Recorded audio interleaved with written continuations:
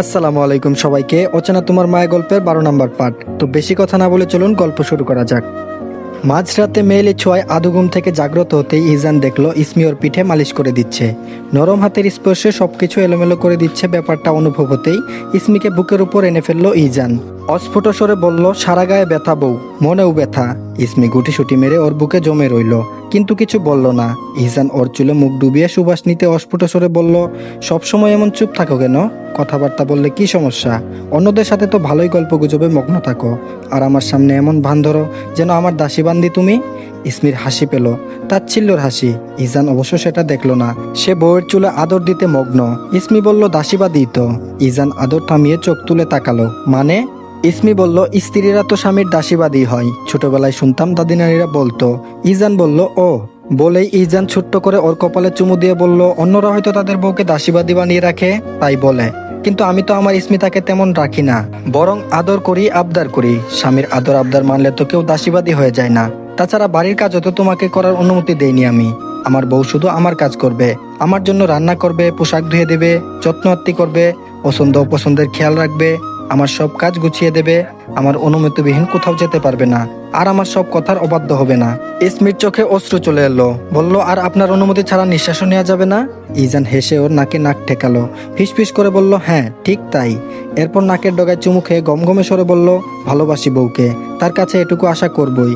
একটু থেমে ইজান আবারও হিংস্র কণ্ঠে বলে, তবে আমাকে ঠুকিয়ে অন্য কারো ঘর বাঁধার কথা ভাবলে তক্ষণই যেন তুই মরে যাস। দিবানিশি আমি তাই প্রার্থনা করি। এটুকু বলে গভীর শ্বাস ছাড়ল সে। এরপর কয়েকটা চুমু বসালো ইসমির গলায়। এরপর ঠোঁটের উপর আলতো করে ফু দিয়ে কোমল গলায় বলল, দিন দিন এত মিষ্টি হচ্ছ কেন বউ? আমার ডায়াবেটিস হলে তখন কি হবে? এভাবে তো আদর করতে পারবো না। ইজানের কপালে 3টি ভাঁজ পড়ল। সত্যি চিন্তিত দেখালো ওকে, মুখটা শুকনো দেখাচ্ছে, যেন মহাবিপদ তাড়া করছে ওকে। দৃশ্যটা হাসির, কিন্তু ইসমি একটু হাসি পেল না। অবশ্য শেকলে বাঁধা কাঠপুতুলদের হাসি মানায় না, তাদের হাসির জোর থাকে না। অন্যর খুশির জন্যই কেবল মুখে হাসি আনতে হয়। ইসমি নিরুত্তর, বরাবরের মতোই। বলার মতো আসলে ওর কিছুই নেই। এই যে লোকটা এত ভালোবাসছে, পাগলামি করছে, এখন সকাল হলেই আবারও আগের রূপ ধারণ করবে। যেখানে অধিকার বোধ দেখানোয় ব্যস্ত থাকে এই মানুষটা, কি এমন হয় যদি ইজান একটা স্বাভাবিক সম্পর্ক করে তার সাথে, যেখানে ভালোবাসার পাশাপাশি বিশ্বাস আর ভরসা নামক সম্পর্কে সবচেয়ে মূল্যবান দুটি জিনিস থাকবে? মানুষ যতই স্বৈরাচারী কর্তৃত্ব পরায়ণ হোক না কেন, ইসমি তো ভালোবাসে লোকটাকে। সেই বিয়ের পর যেমন অনুভূতি ছিল, এখনও তেমনই। মাঝখানে সম্পর্কে টানাপোড়ন আর ইজানের নিগ্রহতার কিছু ধুলোবালি পড়েছে, তবুও একেবারে মলিন হয়ে যায়নি সেই অনুভূতি। এত কিছুর পরেও কেন ইজান তার প্রতি ভরসা স্থাপন করতে পারে না? সারাদিন যে মুখে বুলি ছড়ায় ভালোবাসি ভালোবাসি, আদৌ কি ভালোবাসলে কেউ নিজের স্ত্রীর সাথে এমন নিগ্রহমূলক আচরণ করতে পারে? অতিরিক্ত অধিকার বোধ দেখিয়ে স্ত্রীর হাতে পুতুল বানিয়ে রাখে। এখানে আস্থার জায়গাটা কোথায়? ইসমি জবাব খুঁজে পায় না, তাই পারে না সহজ হতে। ইসমির চোখ দুটো বন্ধ। কি ভাবছে বা ওর মনে কি চলছে তা জানতে আগ্রহবোধ করছে ইজান। ইসমির কণ্ঠস্বর শ্রুতিমধুর, কথা বললে শুনতে ভালো লাগে ইজানের, কিন্তু আজকাল বউটা মেপে ঝুঁকে কথা বলছে, ব্যাপারটাতে রাগ হয় ওর। ইসমির নিশ্চুপতা একদম সহ্য হচ্ছে না এই মুহূর্তেও। সে আদর থামিয়ে গাল চেপে ধরে রাগ নিয়ে বলে, এই তাকাস না কেন আমার দিকে? ভাল লাগে না? অসুন্দর হয়ে গেছে আমি? ইসমি ওর রাগান্বিত কণ্ঠস্বর শুনে চোখ খুলে তাকাতেই ইজান কেটকেটে গলায় বলে, দেখ আমাকে, চুল কেটে এসেছি, একবারও তো খেয়াল করিসনি। সারাদিন নাগর নিয়ে ভাবলে আর আমাকে নিয়ে তাকানোর সময় পাবি কি? আগ্রহ হারাস আমার উপর থেকে? এই মুখ খুল, বল আমায় কোন নাগর তোর মাথায় ঘুরে? ইজান ডেসপারেট হয়ে গেল। ইসমির গালে লাল ছাপ পড়লো, ব্যথার চোয়াল জিম ধরে গেল। ইসমি কান্না রাগ চাপা দিতে পারছে না, কাঁপছে ওর শরীর। কম্পিত স্বরেই বলে, আল্লাহর দোহাই, মিথ্যা সন্দেহ করা বন্ধ করুন। আমার কোনো নাগর ফাগর নেই, না ছিল কখনো। আপনি একমাত্র, আর কেউ নেই। একটুও খারাপ লাগে না এগুলো মুখ দিয়ে উচ্চারণ করতে? ছি, এই আপনি আমায় ভালোবাসেন? ইজান বলল, আমার ভালোবাসা নিয়ে প্রশ্ন তুলিস তুই? বাড়ি ফেরার পর থেকে শুকনো মুখে বেড়াচ্ছিস, কথার উত্তর দিচ্ছিস দাড়িপাল্লা মেপে। আমি আজ চুল কেটে এলাম, একবারও খেয়াল করেছিস? না, কারণ তোর খেয়াল থাকে অন্য কোথাও। এমনকি আমাকে দেখলেও তোর হাসি পর্যন্ত উড়ে যায়। এসবের কারণ তো তোর কোনো নাগরই, আমি জানি।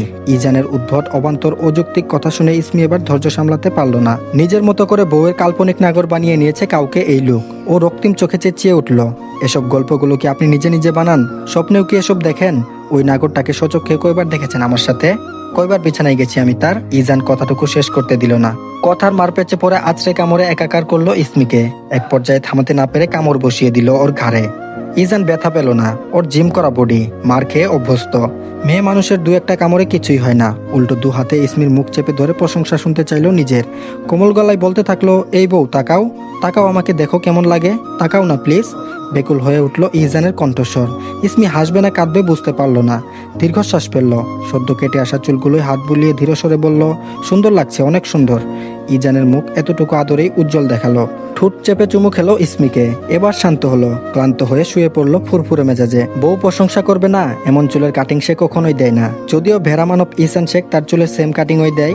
মাঝে মধ্যে দুঃখ হয় ইজানের, তারই কেন জমজ একটা ভাই হলো। বাইরে বৃষ্টি পড়ছে, পাতা নড়ার আওয়াজ হচ্ছে।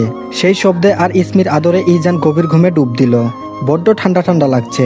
অসময়ে শীতে কাবু হয়ে ইসান ঘুমের ঘরে সৃজাকে কাছে টেনে নিল। এরপর ভালোমতো দুজনের গায়ে চাদর টেনে নিল। ঘুমন্ত সৃজার উষ্ণ নিঃশ্বাস ইসানের নগ্ন বুকে পড়ছে। তার ভেতরটা তুলপার হচ্ছে। ইসান তার রুক্ষ হাতে নাক টিপে ধরল সৃজার। দম নিতে না পেরে জেগে উঠল মেয়েটা। টেনে টুনে হাত সরালো ইসানের। ঘুম ঘুম গলায় বিরক্তি প্রকাশ করলো। তারপর বলল, কি করছো তুমি? শ্বাস নিতে কষ্ট হচ্ছে তো? আধো অন্ধকারে সবকিছু অস্পষ্ট, শুধু বাইরের বৃষ্টির ঝমঝম আর ঘরের ভেতর থাকা দুজন মানুষের নিঃশ্বাস। আপাতত শব্দ বলতে এটুকুই। তার মধ্যে ইসানের অমন শীতল কণ্ঠস্বরে সরি বলা বেশ অদ্ভুত। সৃজা ভালো করে চাইলো এবারে। তারপর বলল, কি হয়েছে তোমার? ইসানের গলা শুকোচ্ছে। ঢুক গিলে বলল, আমার খারাপ হতে ইচ্ছে করছে। সৃজা বলল, কি? গম্ভীর অসহায় শোনালো ইসানের গলা। রাতে নিজেকে কন্ট্রোল করে ফেলেছিলাম, কিন্তু এখন সব এলোমেলো লাগছে। সব সময় অমন গোলাপি ঠোঁট নিয়ে ঘুরিস, লুপ লাগবে না? আর কটা দিন গেলে আমি জুলুম করে ফেলবো তোর উপর, সত্যি সত্যি বলছি। সৃজার শির দ্বারা বেশ শীতল স্রোত বয়ে গেল। বুকের ভেতর অজানা আকাঙ্ক্ষা উদয় হলো। আশ্চর্য, হঠাৎ এমন লাগছে কেন? সৃজাকে বিভ্রান্ত দেখালো। বিয়ে হয়েছে, মাস পেরিয়েছে। ইসান তার স্বামী, অথচ এখনো সেভাবে কাছাকাছি আসা হয়নি দুজনের। এমন অনেকগুলো কারণের মধ্যে অন্যতম হলো সৃজা। বেশিরভাগ সময় জড়তাটা ওরই কাজ করে। ইসান অবশ্য ওকে সাপোর্ট করছে, সময় দিচ্ছে। কখনো এই বিষয়ে জোর করেনি বা বলেও নি। অবশ্য জোর করে এক দুটো চুমু খেয়েছে, কিন্তু জবরদস্তি করে অধিকার নিতে আসেনি। ওর জায়গায় অন্য কেউ হলে এতদিন নিশ্চয়ই মানিয়ে নেওয়ার সময় দিত না। অনেক আগেই নিজের অধিকার বুঝে নিত।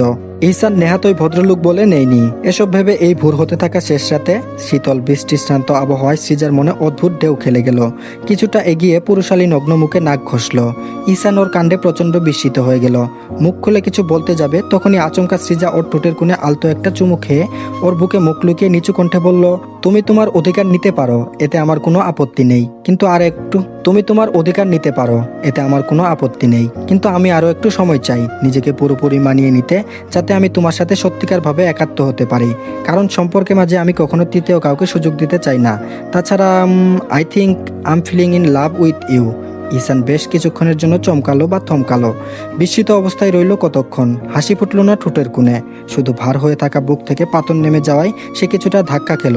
কেমন অদ্ভুত অস্থিরতা কাজ করছে তার বুকের ভেতর। বহুদিনের আকাঙ্ক্ষিত নারীটির কথাগুলো শুনে কর্ণকুহরে অদ্ভুত প্রশান্তি ছড়াচ্ছে। তৃষ্ণার্ত মনটা সৃজার পূর্ণ ভালোবাসা পাবার লোভে আর দ্বিমত করল না। সৃজার চুলে আঙ্গুল ডুবিয়ে এক মুহূর্তের জন্য চোখ বন্ধ করে সে স্লান স্বরে বলল, গ্র্যান্টেড। ইসান সত্যি সত্যি সৃজাকে কয়েকটা সপ্তাহ একবারে জ্বালাতন করল না। মেয়েটাকে সময় দিল তার সাথে মানসিকভাবে একাত্ম হওয়ার জন্য, আর দারুণভাবে এটা কাজেই দিল। বিকেল 5টা। ইসান দাঁড়িয়ে আছে সৃজার ভার্সিটির সামনে, অপেক্ষা করছে ওর জন্য। সঙ্গে আছে সম্পত্তি কেনা তার ইয়ামাহা MT-50 বাইকটি। গতকাল রিকশায় করে সৃজাকে ভার্সিটিতে পৌঁছে দিতে বেরিয়েছিল ইসান। মোড়ে পৌঁছে হঠাৎ ইজানের গাড়ির সামনে তাদের রিকশাটা পড়ে গেলে গাড়ি জানালা দিয়ে বাইরে মুখ বের করে ইজান ওকে টিপ্পনি কেটেছে। ইসানের কোনোভাবেই সহ্য হয়নি সেটা, তাই আজ একটা বাইক নিয়ে নিয়েছে। সৃজা অবশ্য এখনো জানে না, ওকে চমকে দেবে বলে দাঁড়িয়ে আছে ইসান। আরো মিনিট 10 পেরিয়ে যাবার পর সৃজাকে বেরিয়ে আসতে দেখলো ইসান। মুখে অবসাদের ছাপ, বিষণ্ণ দেখাচ্ছে। হয়তো ক্লাস করে ক্লান্ত মেয়েটা। ইসানের খারাপ লাগলো ওর জন্য। দীর্ঘশ্বাস ফেলে সে হাত উঁচিয়ে দৃষ্টি আকর্ষণ করলো সৃজার। ওকে সেখানেই থামতে বলে বাইকটাকে রেখে নিজে রাস্তা পেরিয়ে চলে গেল ওর কাছে। দোকান থেকে পানির বোতল কিনে ওটার কেপ খুলতে খুলতে জিজ্ঞেস করলো, ক্লান্ত লাগছে খুব, পানি খা। সৃজা ব্যাগটা ওর হাতে দিয়ে বোতলটা নিল। ঢকঢক করে অর্ধেকটা পানি খেয়ে এরপর বাকিটা চোখে মুখে ছিটিয়ে দিল।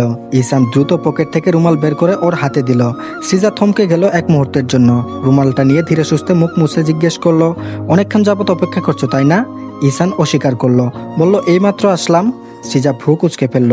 ইহসানের চোখে মুখে ঘাম বেশ দৌড়ঝাঁপ করার ফল। বোঝাই যাচ্ছে সে অনেকক্ষণ ধরে অপেক্ষা করছে, অথচ সত্যিটা চেপে যাচ্ছে। সুন্দর পুরুষালী মুখটা দেখতে বড়ই মায়াবী লাগছে। সৃজা মনে মনে আক্ষেপ করলো, ও তো একাই বাড়ি যেতে পারে, কেন আনা নেওয়ার ঝামেলা করে কাহিল হচ্ছে লোকটা। ও এগিয়ে গিয়ে দাঁড়ালো ইহসানের সামনে। হাতের ভেজা রুমালটা আর ব্যবহার করা যাবে না, তাই নিজের ওড়নাটাই রুমাল হিসেবে ব্যবহার করলো। দু পা উঁচু করে ইহসানের কপাল থেকে ঘামের সূক্ষ্ম ফোঁটা মুছে দেওয়ার চেষ্টা করতে করতে বলল, তুমি নিজেই কাহিল আর পানি খাওয়াচ্ছ আমাকে, নিজেকে একটু আরাম দাও। ইহসানের মনটা কান্দোলিত হলো। সে নিজেই মাথা নামিয়ে সৃজাকে সাহায্য করলো ধীরে সুস্থে কাজটা সম্পন্ন করতে। তারপর বলল, হ্যাঁ, যাতে তোমার আদর পাই। সৃজা নাকটা জোরে টেনে ধরলো ওর। তারপর বলল, কেউ শুনতে পেলে কি ভাববে? সবসময় প্রেম প্রেম প্রায় নাকি তোমার, রাস্তাঘাট মানো না? ইহসান বিগলিত কণ্ঠে বলল, প্রেম প্রেম কথা রাস্তায় সবচেয়ে বেশি মানায়, কারণ প্রেম সেই অনুভূতি যা সাদামাটা রাস্তাঘাটকেও বিশেষ করে তোলে। ডু ইউ নো, প্রেমের কারণে পৃথিবী রঙিন হয়ে ওঠে, আর রাস্তাঘাটের প্রতিটি পাথরে প্রেমের ছোঁয়া থাকলে তবেই তার সৌন্দর্য বেড়ে ওঠে। সৃজা ওর বলার ধরন দেখে হেসে ফেলল। দারুণ দেখালো ওর এতক্ষণের বিষণ্ণ মলিন চেহারাটা। ইহসান বিবশ হয়ে চেয়ে রইল। সৃজা তার ওড়না দ্বারা ইহসানের কপাল মুখ ভালোভাবে মুছে ঠিকঠাক হয়ে দাঁড়িয়ে ব্যতিগ্রস্ত স্বরে বলল, পানি তো সবটা খেয়ে ফেলেছি, দাঁড়াও তুমি, আমি আর একটা বোতল নিয়ে আসি। শুকিয়ে আছে তোমার মুখটা, ইস দাঁড়াও। ইহসান এ পর্যায়ে ছোটখাটো ধমক দিয়ে বলল, তোর গবেষণা রাখ, আয় আমার সাথে। বলেই ইহসান ওর হাতের মুঠোয় নিয়ে হাঁটা শুরু করলো। সৃজা আপত্তি করার সুযোগ পেল না। ইহসান ভিড়ভাড়টা পার হয়ে চলে এলো এপাশে বাইকের সামনে। কালো রঙের সম্পূর্ণ নতুন বাইকটি দেখে সৃজা কিছুই বুঝলো না। প্রশ্নোক্ত চাহনিতে তাকালো ইহসানের দিকে। সে ইতস্তত কণ্ঠে সৃজাকে বলল, এখন আপাতত টাকা পয়সা খুব একটা হাতে নেই, তাই কম দামের মধ্যে একটা নিয়েছি তোর জন্য, দেখতো কেমন হলো। সৃজা বিস্ময়ে একবার ইহসানের দিকে তো আরেকবার বাইকের দিকে তাকালো। ইহসান ওর জন্য বাইক নিয়েছে, কিন্তু কেন? সৃজা কি বলেছে ওকে বাইক লাগবে? আশ্চর্য, বাইক তো ও দু চোখে পছন্দ করে না, কারণ এতে অ্যাক্সিডেন্ট হয়। তাই সৃজা কপাল চাপড়ালো। তারপর বলল, আমার জন্য বাইক নিয়েছো, কিন্তু কেন? ইহসান বলল, ভার্সিটি কামাই করেছিস এতদিন, এখন থেকে তো নিয়মিত আসতে হবে। প্রতিদিন রিক্সা করে আসাটা ঝামেলা আর সময় সাপেক্ষ ব্যাপার, তাই ভাবলাম নিয়ে নেই, সুবিধা হবে তোর জন্য।